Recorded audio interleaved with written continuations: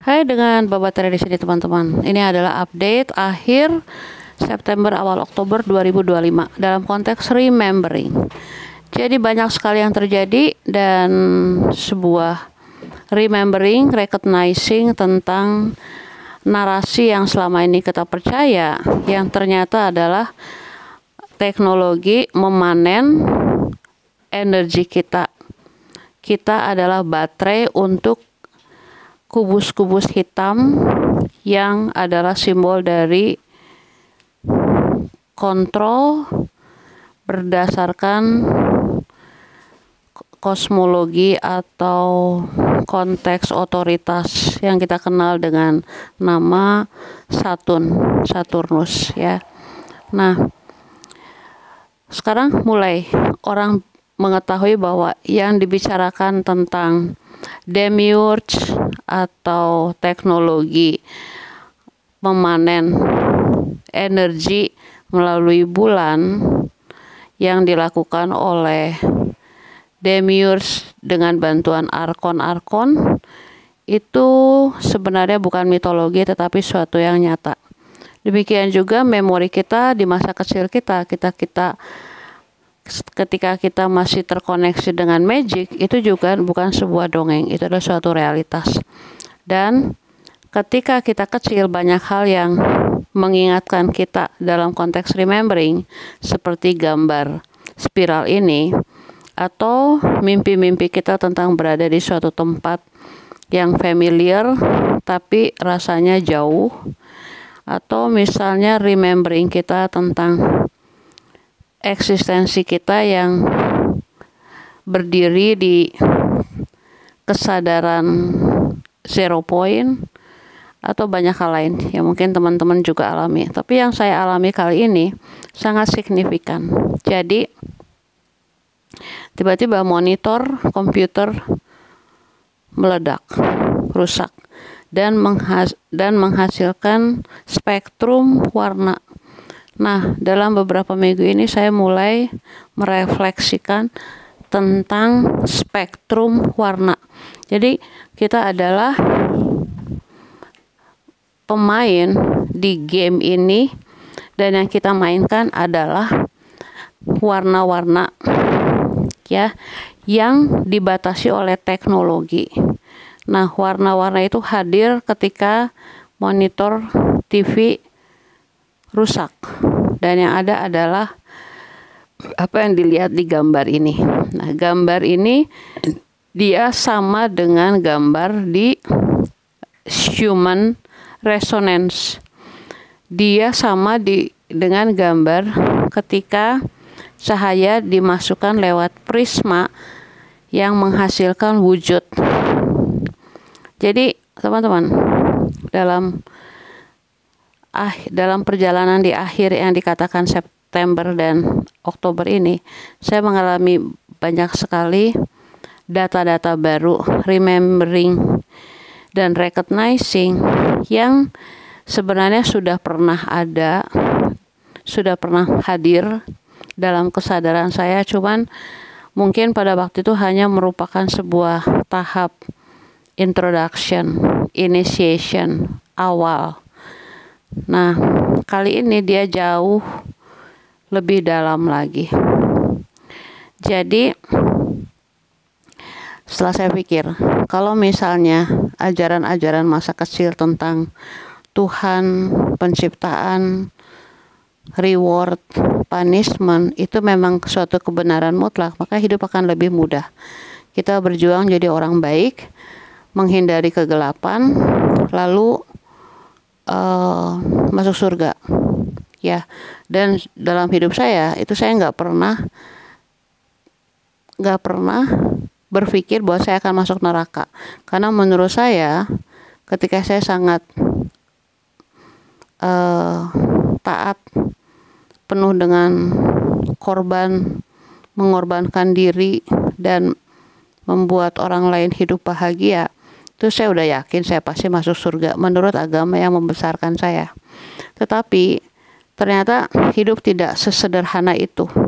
Ternyata hidup itu harus memasuki sebuah chaos, complexity, complication, lalu mulai remembering terjadi.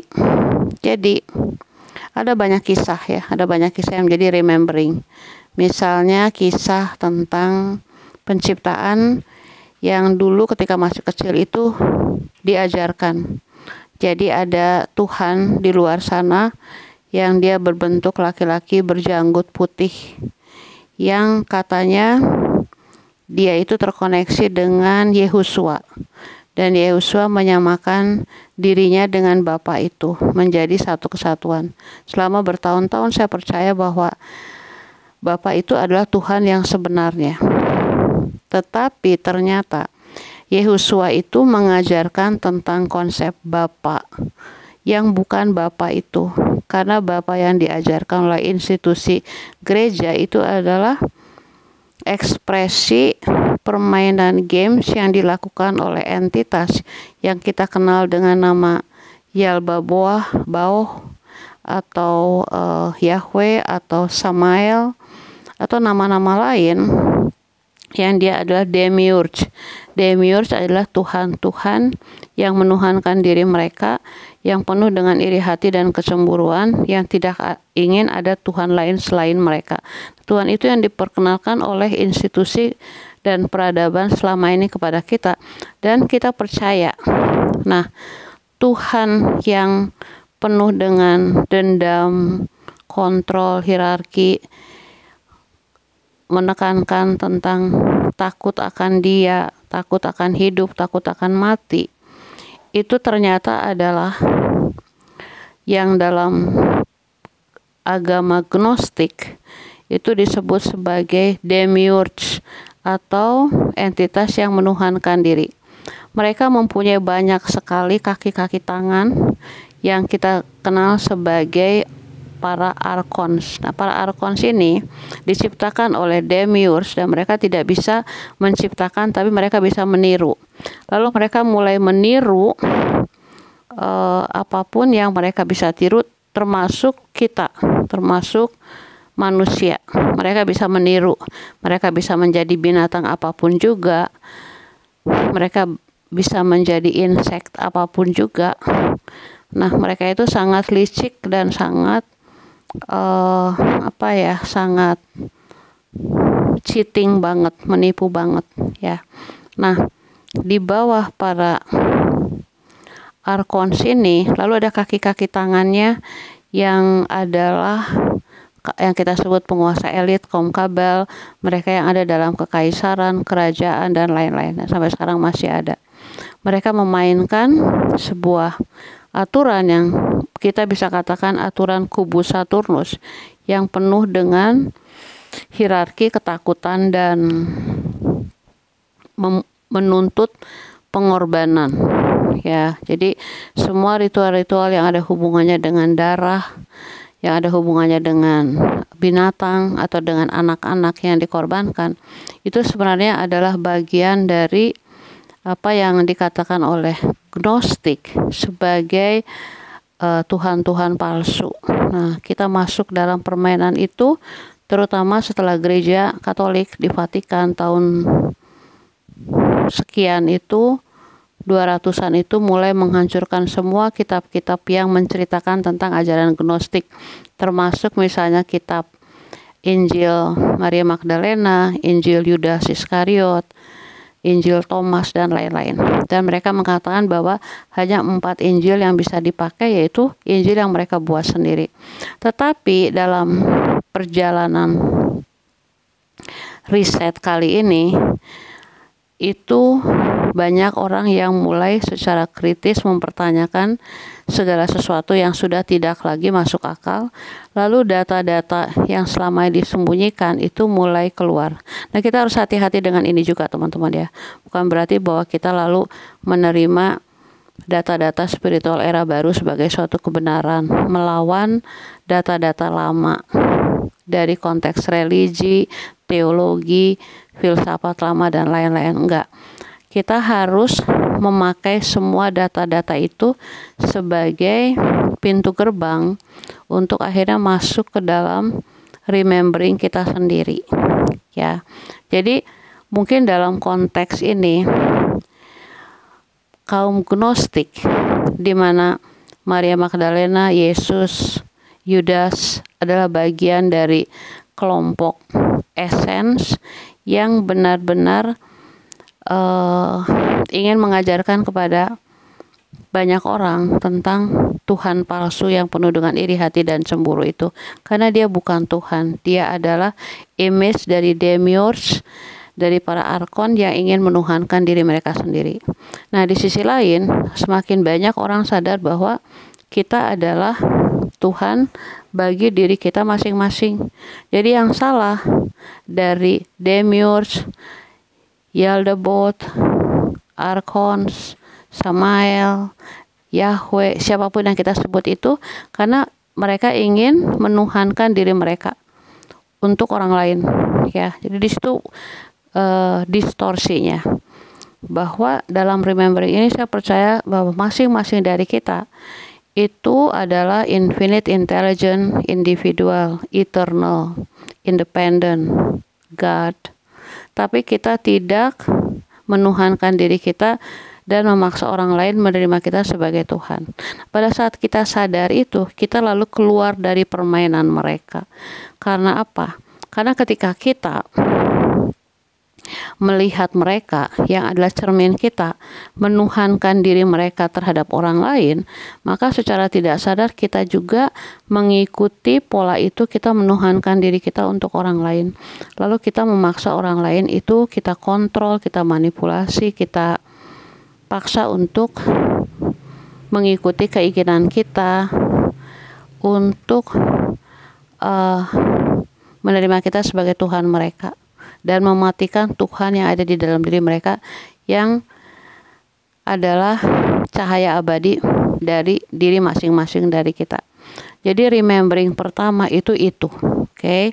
Sekarang remembering kedua yang harus kita lakukan adalah ketika kita berhadapan dengan teknologi, entah itu teknologi Saturnus atau teknologi, misalnya teknologi reinkarnasi, teknologi lucid dream, parasit sintetis, dan semua teknologi yang kita lihat sekarang, bisa dalam bentuk religi,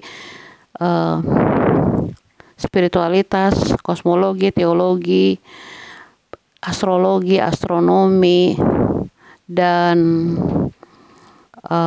terutama nih finansial dan politik. Kita tahu bahwa kubus-kubus itu diciptakan sesuai dengan frekuensi dari Saturnus, yaitu frekuensi hierarki, kontrol, dan ketakutan. Ketika kita menentang hierarki, kita menentang kontrol, dan kita takut pada ketakutan, kita masuk dalam agenda mereka. Jadi dalam proses ini kita lalu remember bahwa kita itu berasal dari sisi lain yang notabene itu sama dan sederajat dengan siapapun yang menciptakan konstruksi ini. Mau kita sebut Saturnus, Yaldabaoth, Demiurge, dan lain-lain, itu penamaan aja. Tapi intinya bahwa sebagai sesama Tuhan yang menuhankan diri masing-masing dan tidak boleh menuhankan diri orang lain, kita lalu recognize, lalu kita mengenali kembali bahwa kita sepakat untuk main di kubus which I am not ini, dan kita bermain penuh. Artinya apa? Artinya kita jangan resist atau jangan mau kabur. Karena ketika kita ingin memberontak dan kita mau kabur, sistem keamanan kosmik yang dibuat oleh para arkons itu langsung bisa mendeteksi kita, dan mereka akan melakukan apapun juga untuk menyelamatkan sistem yang mereka bangun, dan mereka akan membuat kita, menipu kita untuk kembali lagi kepada sistem mereka dengan cara yang sangat-sangat licik, ya. Contohnya nih, misalnya ada seseorang yang sudah mencapai tingkat kesadaran melampaui kubus-kubus melampaui institusi dan sudah ingat kembali bahwa dirinya adalah kreator, itu sistem lalu membuat suatu manuver-manuver supaya dia kembali lagi ke sistem mereka, sistem kontrol mereka, dengan misalnya dikasih platform media sosial, lalu diberi banyak sekali follower sehingga akhirnya secara tidak sadar dia lalu menuhankan dirinya sendiri sebagai seorang guru, sebagai ulama, sebagai orang yang diikuti oleh banyak orang, yang akhirnya kalau bercermin dari sistem Saturnus, mereka adalah cermin dari sistem Saturnus itu sendiri, ya. Jadi kita tidak boleh kabur, kita tidak boleh memberontak, tapi kita main cantik. Artinya apa?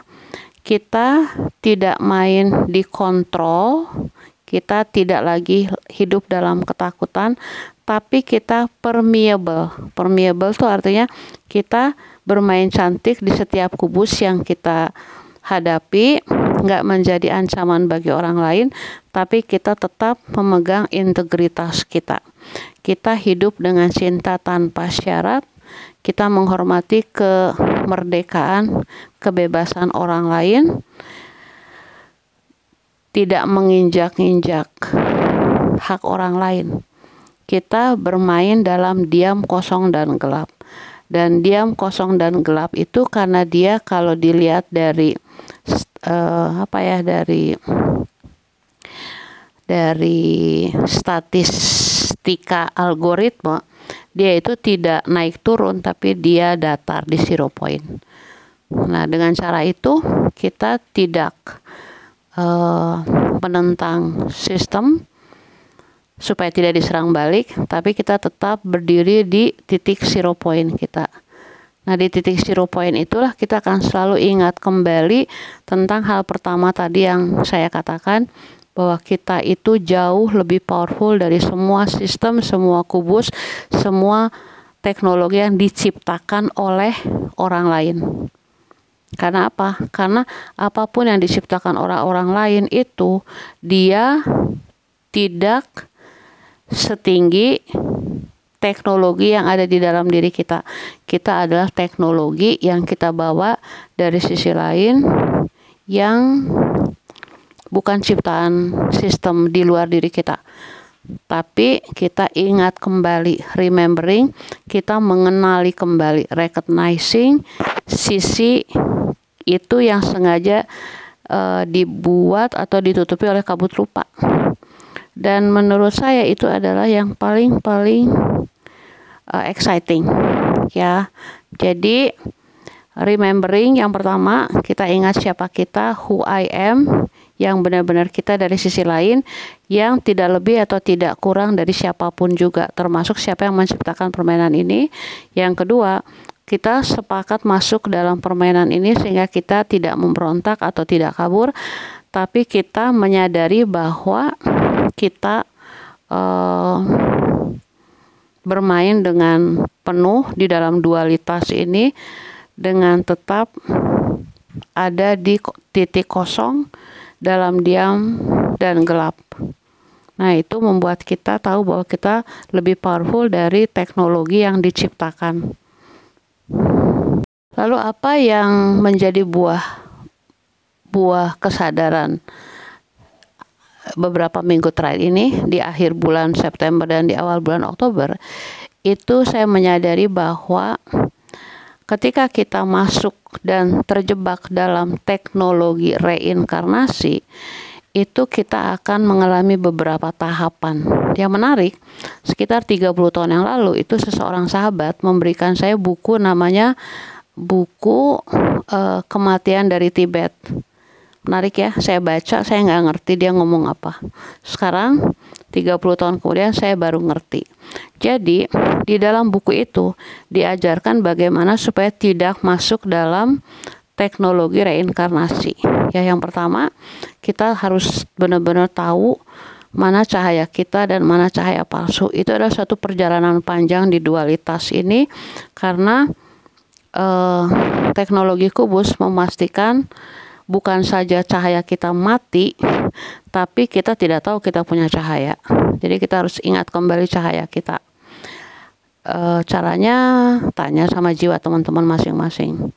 Lalu yang kedua, kita harus mempersiapkan kematian kita itu dengan tahu bahwa kita semua masuk dalam teknologi reinkarnasi. Nah, di dalam teknologi reinkarnasi itu ada 7 level. Bapak akan buat video tentang 7 level itu. Tapi di level itu yang berdasarkan bukan saja buku kematian dari Tibet, tapi juga dari riset-riset mereka yang mengalami near death experience yang diteliti oleh para saintis dan bocoran-bocoran dari CIA mengenai teknologi reinkarnasi ini. Jadi sekarang kita masuk pada sebuah ajaran jangan masuk ke cahaya. Jadi kita diajarkan kalau kita mati kita cari cahaya, karena itu cahaya Tuhan, itu bohong banget. Kita harus cari cahaya kita sendiri. Jadi kalau kita mati nanti, begitu ada cahaya lorong yang terang di ujung sana dinanti oleh misalnya para malaikat, leluhur dan lain-lain, kita jangan masuk ke cahaya itu. Ya, lalu masuk kemana? Diem, tenang, masuk ke kegelapan. Kegelapan yang bukan teknologi. Nah, itu teman-teman harus cari dalam hidup teman-teman. Mana yang merupakan teknologi kegelapan, mana yang merupakan kegelapan yang adalah diri kita sendiri. Lalu nanti di situ ada beberapa tahapan, misalnya tahapan disambut oleh leluhur, oleh guru-guru spiritual, lalu dievaluasi, lalu mulailah masuk pada jebakan. Rasa bersalah, rasa tidak sempurna, kehilangan, kemelekatan dan lain-lain. Lalu nanti ada suara kayak pengadilan yang mengatakan kamu udah bagus banget, cuman kamu perlu sedikit lagi kembali lagi ke bumi untuk reinkarnasi. Nah, pada saat kita sepakat dengan itu, kita masuk lagi ke reinkarnasi melalui cloning itu. Dan ini teknologi ribuan tahun mereka sudah membuatnya sedemikian rupa sehingga para archons yang tidak bisa mencipta tapi bisa meniru itu sudah membuat raga-raga yang siap dimasuki oleh jiwa-jiwa. Lalu kembali lagi ke proses reinkarnasi itu. Ya, nah sebelum masuk lagi, lalu dibuatlah apa yang disebut sebagai memori yang dihapus, jadi kita nggak ingat apa-apa. Nah, itu jebakan teknologi reinkarnasi. Nah, kita harus tahu itu supaya apa? Supaya kita tidak lagi kembali ke reinkarnasi teknologi reinkarnasi itu, teman-teman. Ya, jadi itu 2 minggu terakhir yang benar-benar masuk dalam kesadaran saya. Selain saya masih dalam tanda petik menjaga kedaulatan saya dalam hal lucid dream, karena lucid dream saya itu yang benar-benar menjadi arena masuknya para archons melalui wujud-wujud orang-orang dekat saya yang hadir dalam lucid dream saya, yang dia tuh dilihat dari sisi emosi itu benar-benar negatif. Lalu sekarang saya udah mulai menyadari bahwa itu lucid dream, dan orang yang ada di lucid dream itu bukan orang sebenarnya. Jadi teman-teman, itu adalah suatu pengalaman saya untuk berhadapan dengan apa yang disebut parasit sintetis, para archons, kaki tangan demiurge, yang mereka sebenarnya gini ya, saya nggak mengatakan bahwa kita harus perang terhadap mereka, karena kita nggak bisa memberontak terhadap mereka, karena begitu mereka kita memberontak, mereka memasukkan sistem teknologi canggih mereka. Jadi yang kita lakukan adalah dalam kesadaran, dalam kedaulatan, kita harus mengatakan terus-menerus bahwa ini adalah raga saya, kesadaran saya, dan saya yang punya hak. Nah, kuncinya adalah kita harus bilang pada teknologi itu bahwa saya ingat siapa saya ingat saya berasal dari sisi lain, saya adalah cahaya eternal, dan saya tidak tunduk pada Tuhan-Tuhan palsu yang diciptakan oleh sistem, oleh teknologi, oleh peradaban yang ingin terus mengontrol kita. Teman-teman, jadi perjalanan ini adalah perjalanan remembering dan recognizing. Itu yang paling ditakuti oleh para parasit sintetis, oleh demiurge, oleh para arkons ya, apapun namanya lah. Di setiap agama tuh beda-beda namanya. Tapi karena saya masuk dari konteks agama yang membesarkan saya, yang adalah Kristianitas, yang merupakan agama yang menghapus ajaran gnostik, yang sudah melihat fenomena Tuhan-Tuhan palsu, agen-agen Tuhan-Tuhan palsu, kepalsuan mereka tentang Tuhan yang iri hati, dendam, hitung-menghitung, dualitas antara surga neraka, baik buruk. Nah, ajaran gnostik itu yang dihapus oleh Gereja Katolik melalui konsili-konsili Nisea, yang notabene pimpinannya adalah penjelmaan dari arkons-arkons dalam bentuk fisik sekarang itu ya. Jadi kita harus remembering sampai tahap itu.